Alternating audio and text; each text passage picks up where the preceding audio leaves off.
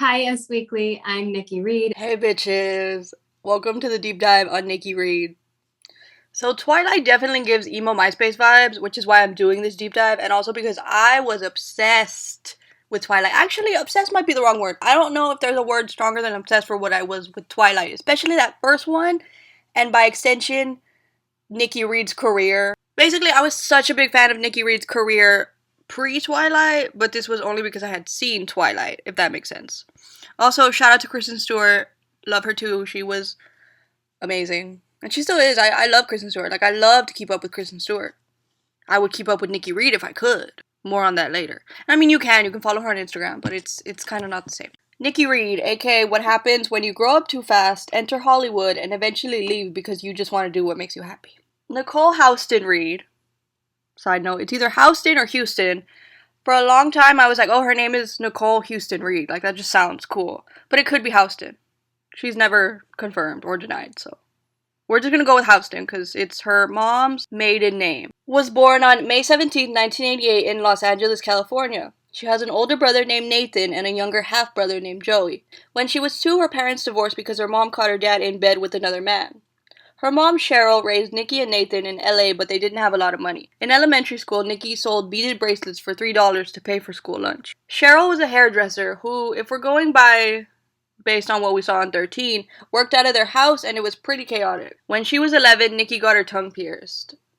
She lied to her mom and said that her dad said it was okay, and then called her dad and was like, well, mom said it was okay. Nikki's dad was dating Catherine Hardwicke at one point in the early 2000s. Yes, the same Catherine Hardwicke who would later go on to direct Nikki in Twilight and 13. But Nikki's dad and Catherine eventually broke up. Catherine missed the kid so much that she started getting her hair cut by Nikki's mom just to see Nikki. Nikki Reed, you will always be an icon, especially for that, because I'm like, how cool do you have to be that this lady wants to still keep in contact with you? When Nikki was 15, she moved out of that house and got her own apartment. It's assumed she was legally emancipated at this point. Her breakout role came in 2003 when she portrayed Evie Zamora in the film 13. This movie was also her first acting job, and she contributed to the script as well. Mainly just sharing dialogue ideas or telling stories about her home life and also what her friends had gone through. On the character of Evie, Nikki once said, Evie's so insecure that she projects confidence, and she's so lonely that she really attracts people like Tracy's mom, Mel. I think she just wants people to love her and she's starving for attention. But she's also become used to having power.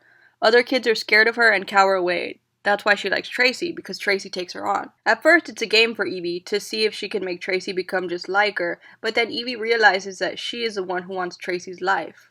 It's a hard thing to face for her. After 13 was released, things started changing for Nikki.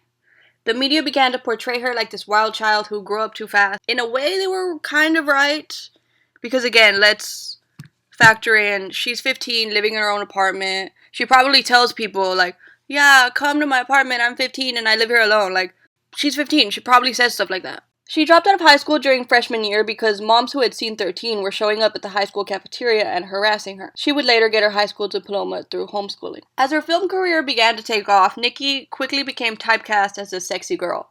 Movies like Minnie's First Time, Lords of Dogtown, and Cherry Crush further prove this. Though she was really beautiful, I don't think the typecasting helped her career pre-Twilight, but post-13. It was a weird time to be Nikki. Besides 13, no movies in her filmography really got rave reviews until a little movie based on a book about a human falling in love with a vampire in 2008. She was actually living in Hawaii at the time, working in a clothing store, when she got the call about Twilight. She portrayed Rosalie Hale in the Twilight saga from 2008 to 2012. Fun fact, if you love the song Robert Pattinson sings in the background during the ballet studio scene in Twilight, you have Nikki to thank. She recorded him singing on her laptop, and then Catherine Hardwicke heard it and was like, put that in the movie. While the franchise was on hiatus, Nikki took smaller roles to add to her resume like Familiar Strangers, Chain Letter, and Last Day of Summer. For the most part though, the world would mainly still see her as Rosalie from the Twilight movies. She had gone from Evie Zamora to Rosalie Hale, but the movies in between didn't really make a big impression on people. After the Twilight saga ended in 2012, more small roles in movies followed. She even had a song on the soundtrack for Breaking Dawn Part 2 called All I've Ever Needed alongside her first husband, Paul McDonald. Nikki married American Idol contestant Paul McDonald on October 26, 2011 in Malibu, California. 3 years later, they announced their divorce. In mid-2014, she started dating Ian Somerhalder from The Vampire Diaries. They got married on April 26, 2015, also in Malibu, and they have 2 kids together, a daughter and a son. In 2017, Nikki launched a jewelry company called Buy You With Love, and it's still active today. So, where is Nikki Reed now in 2026? She's not officially retired from acting, but she hasn't acted in anything since 2016. She currently lives on a farm. She is the creative director for a vegan footwear company. She is also an investor in a clean medicine company called Genexa. She likes photography. Sometimes she shows up at Twilight conventions, which obviously I love because she was always my fave. Overall, Nikki is mainly behind the scenes these days. On Instagram, she posts about her animals on the farm and is very vocal about not showing her kids on the internet. When it comes to her life, it's kind of easy to see why she's so against kids being exploited before they even have a say in it, or how kids can be exploited by the media, like how they created a whole narrative that she was this wild child when she really wasn't in her 13 days. But yeah, in my opinion, she's just living her best life these days, and I love that for her. She is happy away from the spotlight, and although she was always one of my favorite members of the cast of Twilight, I really respect that she was like, you know what, this doesn't make me happy anymore. I don't care how many people I'm going to piss off by retiring from acting. I don't care how many opportunities I lose. All that stuff. She was like, no, I want to go be on a farm.